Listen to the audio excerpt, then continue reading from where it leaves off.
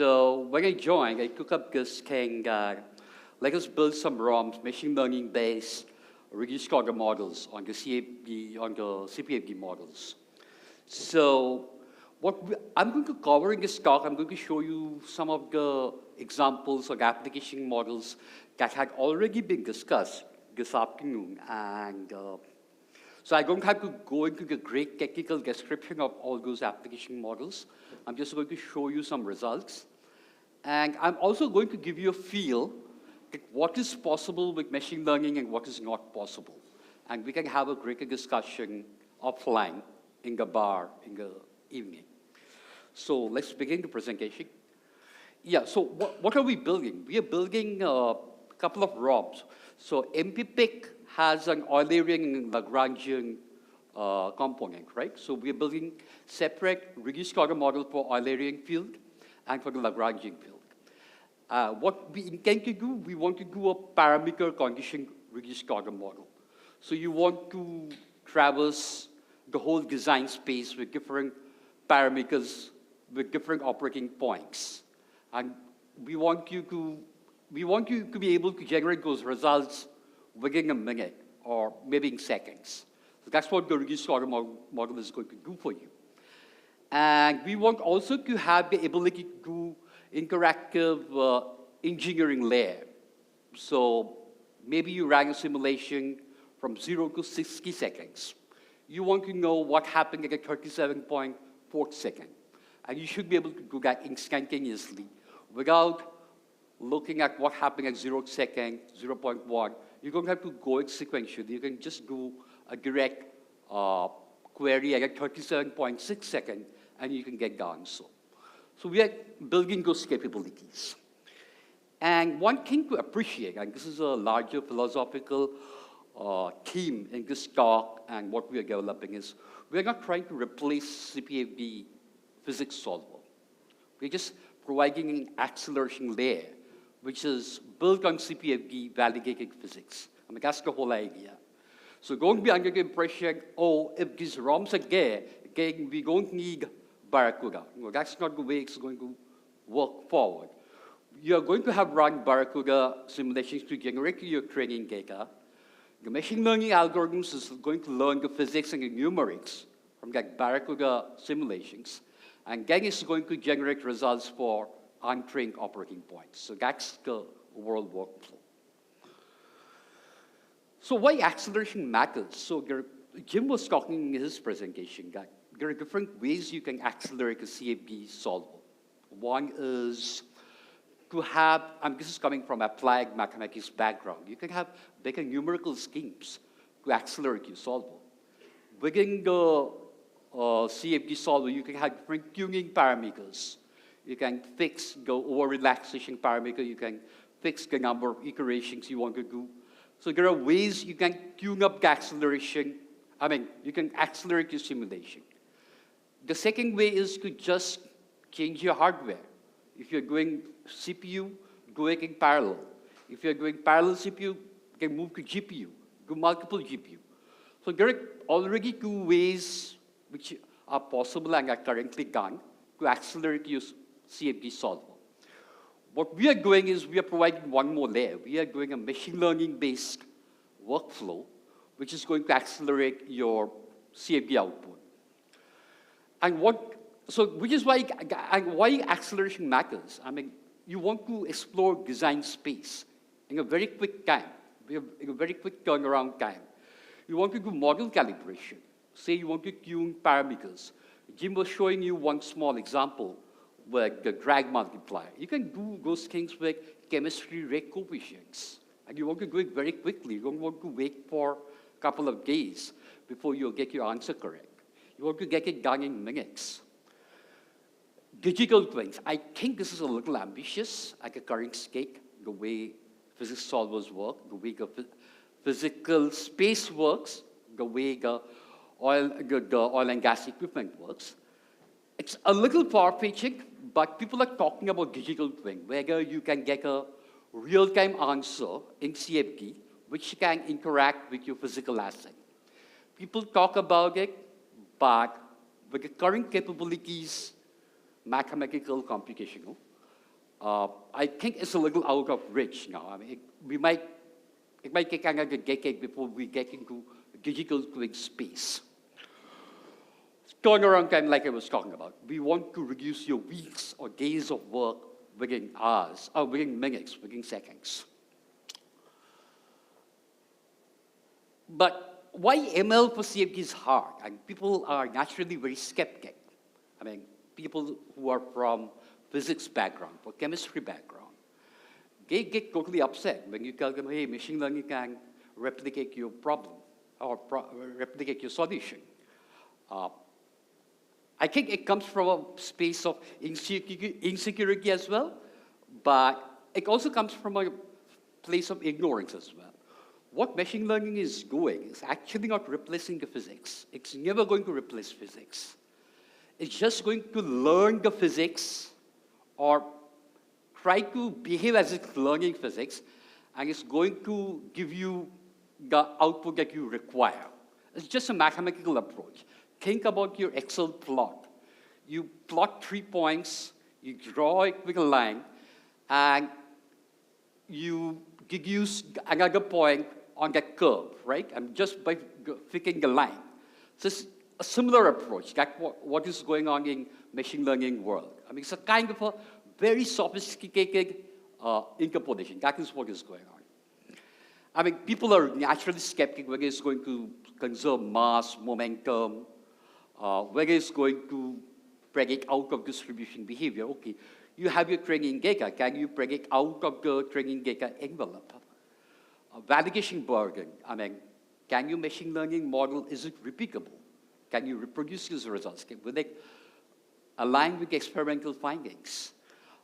There are deployment constraints. I mean, this is more of an engineering, software engineering kind of a thing, and this can be resolved very easily. So there are different existing methods by which you can develop reduced order models. One is proper orthogonal decomposition. This is something we learned while doing our turbulence courses in grad school, reduced basis methods. But proper orthogonal decomposition is actually for very academic and canonical flows, very simplified geometry. I mean, you resolve the turbulent fine structures, but those structures are very coherent. It does not work for industrial scale geometries, where the flow pattern is extremely complex, where your geometry is complex. PODs won't work at all. The next is PINs, which is physics-informed neural networks. Now, what it is doing, I'll give you in short what it is doing. It's saying you have a data loss, which you try to minimize in a machine learning algorithm. Machine learning problems are typically minimization problems. You're trying to reduce loss functions. Now, on top of that, you add a physics loss function, whether you're conserving mass, whether you're conserving momentum. It's a relatively easy thing to do in single-phase flows for steady-state flows, but when you get to multi-phase, when you have multiple species, how are you going to resolve all the physics losses and solve the system in an agreeable manner? It's going to be a very stiff system of equations. So PINs, in my opinion, actually has been proved mathematically as well. It's not going to be valid for multi-phase transient flows. It's just not going to be able to solve that. But people are attracted by PINs just because it has the name physics-informed neural networks. But it has very limited capabilities for complex flows. Then you have neural operator. This is also a very powerful method to solve or get reduced order models. There's one professor in Brown University and one in Caltech who are actively working in this area. But again, they're yet to show examples for complex flows, a kind of flows that we were discussing for the past 2 days. Neural operators are going to fail. I mean, they're going to solve the simple steady-state aerodynamic flows, single-phase flows, but not for the kind of flows that Barracuda is trying to solve. The approach we are taking is a graph from. I'll explain it in a slide. Why is it more suited to solve the complex flows? So we start with, say, transient training data. So we have one operating point, say P1, and you have multiple Eulerian snapshots. Say you have run a gasifier case at 1 meter per second velocity, jet velocity. And you have generated Eulerian snapshots from 0th second to the 10th second, and you have, say, 500 snapshots. So that is one set of training data. You generate other training data at other operating points, at P2, say gas velocity of, say, 0.8, P3, P4. And you take all of this training data, and you try to learn from these training data from different operating points, like what is the pattern in between? Can I generate Eulerian snapshots from time t1 to time tn at a different operating point? So this is the Eulerian snapshot. What we are doing, we are looking at the CFD mesh, and we are kind of mapping it on a graph. What the graph is doing, it is actually replicating the CFD mesh topology. So that's how we are preserving the physics. We are retaining the physics, like the Barracuda physics. We are able to retain the Barracuda physics because what we are doing is we are just plotting each cell into each node in the graph. So the graph has as many nodes as the computational grid has the number of cells. And in each node, you have the information of the cell centroid volume. You have the information of the field. Say you're trying to learn particle volume fraction, or say a species. Each node has that information. Additionally, it has also the information of the operating point. And also it has the information of the time. So that forms your one graph sample. So one snapshot of one operating point forms one graph sample. You're combining all these graph samples to form a big matrix that will be a source of your learning. So this is the inference graph, which has learned from all the graph samples, and each inference graph, in each node, I'm going to map for an unseen, untrained operating point, and for a time, a particular time in this time scale from T1 to Tn. And what I'm going to, so in the inference graph, what is happening is each node is actually talking to the surrounding layer of cells. This is exactly how your CFD grid or the local momentum is getting solved. So it learns the local momentum flux or the local species flux by these 4 successive layers. This is graph attention layer. So each node has the information what the local neighboring cells are like, or what is the upstream concentration of a species, or upstream value of particle volume fraction is. What is my downstream value? And I'm looking at the surrounding 4 layers of cells. So each node actually learns from its 4 layers of neighbors.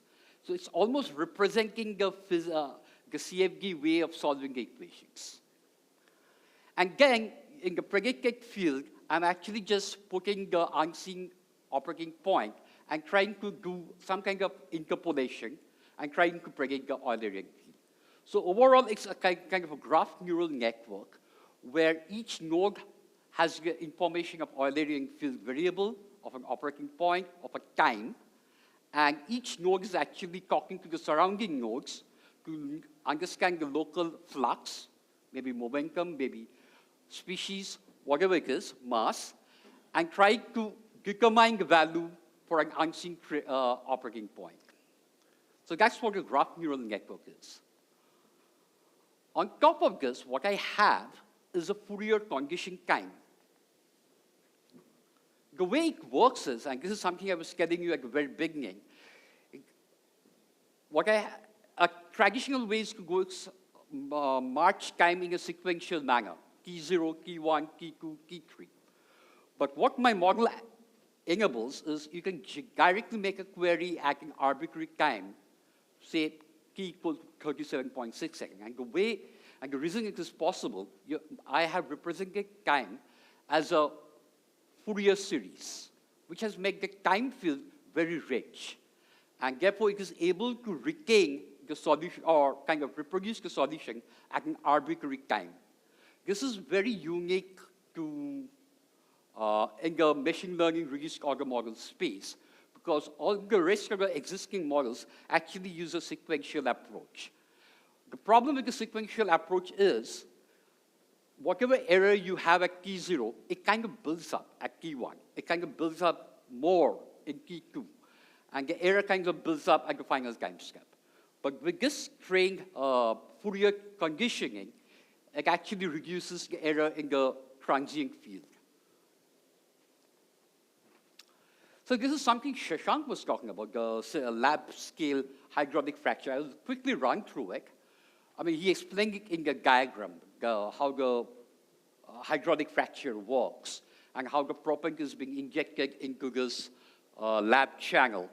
So what I've done is, it's the same geometry that Shashank was talking about early in the afternoon. What I've done is I have trained this geometry with 4 different inlet velocities, 1.2, 1.3, 1.5, 1.6, and I'm going to look at how does it behave at 1.4 meters per second. This is not within the training data. If you look at the animation, the one is the actual CFD solution. Down below is the neural network prediction of the particle volume fraction. It almost very closely actually replicates the CFD solution, which is very encouraging because it actually represents how the particle, the proppant bed is forming and is evolving with time. Because even the dune formation, it kind of matches on each snapshot basis. That is very encouraging. When we compare it with experiments, we have fracture bed height on the y-axis and the fracture length along the x-axis. The CFD results actually matches quite close with the experimental values. And the ROM, the neural network, is actually closely following the CFD results, which is what it is supposed to do because it was trained on the CFD data. So therefore, it's actually a very good experimental validation of the neural network model that has been developed. Now, this is an interesting work. This is actually not graph neural network. This is GeoTranssolver architecture, which is based on transformer. This work was done in collaboration with NVIDIA. And here what we are doing, this is also the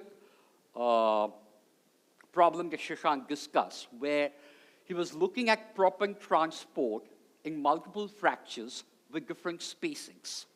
So what we did was we trained this proppant flow in fracture spacings varying from 3 to 30 meters.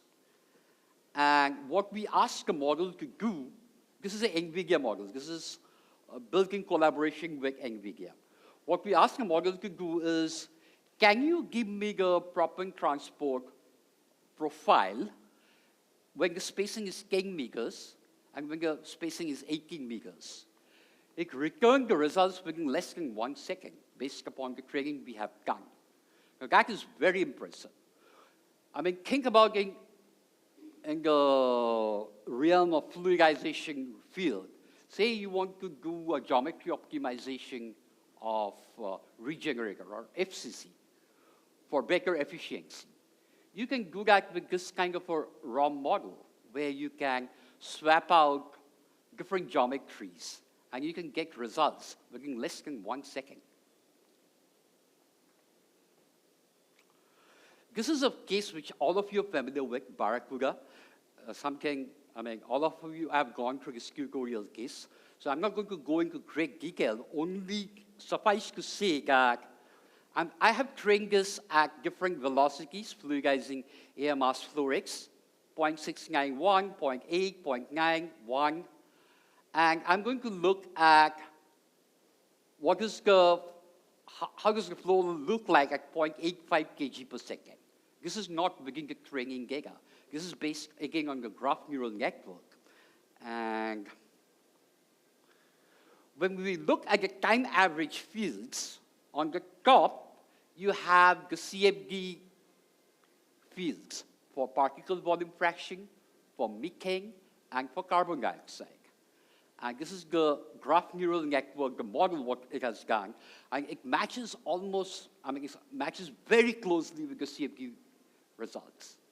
So typically, in the engineering scenario, we typically deal with time average results. And therefore, this is very satisfying that you can get time average results close to exactly what you would have done in CFD, which would have taken you maybe 8 hours or 10 hours.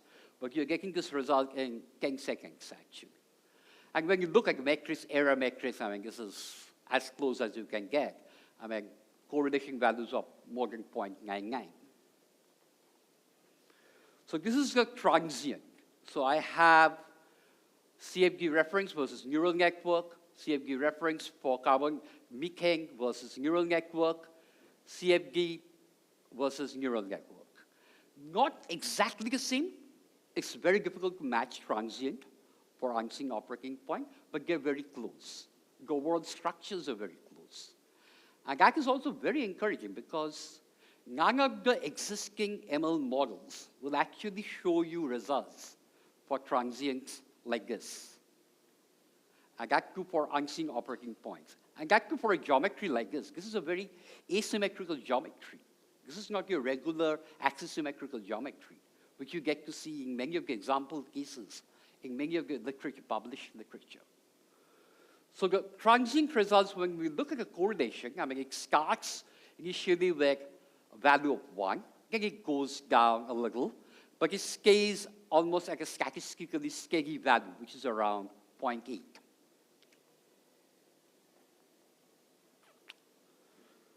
I have some time. I'm going a little slow, but let's see. So I showed you results for Eulerian ROM. Now, MP-PIC is Eulerian Lagrangian formulation, right? So what we did, we also built a Lagrangian ROM. I'm not going to go into great detail about the architecture of the Lagrangian ROM. It's a much more, what should I say, a complicated algorithm than the Eulerian ROM. But suffice to say that we have a Lagrangian ROM. And why we need a Lagrangian ROM? We need the Lagrangian ROM to look at, say, bed height expansion or center of mass. You want to look at actual profiles, the spouting structure, which we were discussing since the morning. And again, it has similar features. The Lagrangian ROM has similar features like Eulerian ROM. It's parametric conditioned. It predicts cloud descriptors of unseen operating points. So Eulerian ROM accelerates field prediction. Lagrangian ROM turns particle cloud evolution into fast engineering descriptors for fluidization, spouting, and solid transport. So this is the famous example which everybody is familiar with, the Kuiper's bag, right? I have trained this to get this transient neural network model working. I have trained it only on 2 operating points. Typical existing ML models from any of the commercial solver will typically use at least 10 to 20 operating training data points. Here we are generating the result with just 2 training data points. So when we match with the experimental results, these are published results in 1991. When we match the experimental results, we are looking at void gauge profiles as opposed to CFD and ROM. They're pretty close, pretty close matching, right? Typically what happens is, if the CFD, this is what I'm trying to continuously stress. If your Barracuda model is good, the ROM that you will generate will also be good, because your ROM will actually follow the Barracuda physics. If the CFD model deviates from the experiment, your ROM will also deviate from the experiments, because it's just following the Barracuda physics. That's the whole idea. this is another problem I'm spouting big structure. Keshav talked about it, Jared talked about it. I just want to say that I just trained it at 3 different operating points, and I'm looking at 2 unseen case conditions. And these are 2 different regimes. One is spouting, the other is not spouting. And I have put the CFD result along with the the neural network model result. And the model is able to predict that there is a regime change. It knows that there won't be any spouting. The model learns that. And in this case, it learns that the model there's spouting. So, it's able to get at the regime change. So that's quite powerful. That's quite compelling. So, this is the most important part. All that, okay, the neural network model is close to the CFD results, the Barracuda results. How are we going on performance? So the Kuiper's-Bed, typical Barracuda simulation on GPU will run for 4 hours. You can do a snapshot queries. What is the state of the bed at 8.9 seconds? That you can get that result in 10 seconds only. The inference itself takes 0.1 hour. For the spouted beds, the full CFD simulation took 28 hours on GPU. Again, you can do a snapshot query in seconds or in minutes. You can do the inference, the full snapshot. It will generate the full snapshot from 0th second to the 60th second. That will happen in 30 minutes or 45 minutes. This is the Eulerian ROM. So the hydraulic fracture case, this is what Shashank was showing for the lab scale. It took around 68 hours for 1 simulation on GPU. Again, the ROM inference, if you want to generate the full snapshot from 0 second to 1200 second, it will generate that whole result, CFD output, each instant in 45 minutes. The fluidized-bed gasifier, which is the famous tutorial example, 1 simulation takes 7 hours. Again, you can get the ROM inference within minutes. So Eulerian ROM is 80 to 90x faster. So for example, just think about it. You can do digital twin and everything, but just think about your cloud computing costs. It goes down by 80 times, by 90 times for unseen operating points. Similarly, for Lagrangian ROM, it is 35 to 40x faster. Again, if you want to generate Lagrangian output at unseen operating point, your cloud computing costs, your compute costs goes down by that same magnitude, by 2 orders of magnitude. So real snapshot queries, like I was saying, if you want to probe a particular time, you can do it within less than 10 seconds. So I have 1 minute left, but I might just go over the time with your permission from all. I'm 2 slides away from finishing. So where CPFD ROM's direction gives us, I've been talking about this all throughout, and Shashank also talked about it, Jim also talked about it. We are already in an accelerated zone with Barracuda because we are solving the multiphase on GPU-based solvers. So you're already on accelerated zone.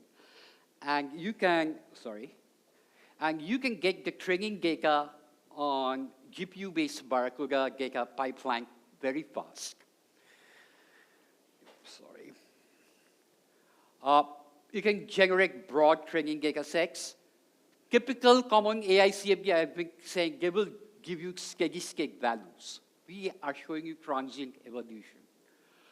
The existing models will show single phase results. We have multi-phase results.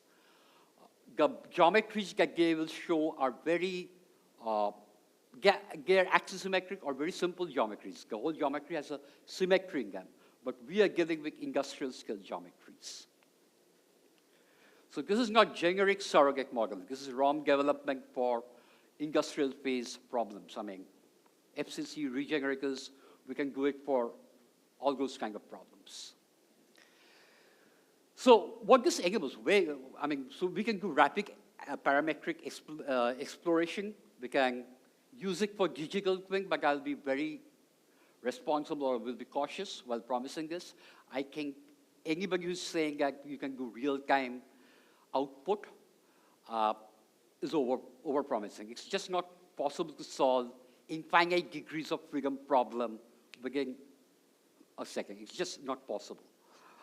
So model calibration is something which many of the Barracuda users will be finding useful. You can tune different drag parameters, rate coefficients. You can just generate hundreds of operating points and just see for yourself whether you got the right tuning parameter or not. Interactive engineering, what-if scenarios. You can look at the transients. And you can do sensitivity studies for different operating points. So looking ahead, this is my last slide. What are we looking for? Jim kind of promised that we are going to make a release in Q4 2026. The current developments are really promising. Jim already has a graphic user interface built. So we're actually very close to getting this release. We are promising, just to be safe, we are making a safe promise of Q4 2026. But all of you should be able to access these ROMs by the end of this year. There are advanced models, so there is an ongoing collaboration going with NVIDIA.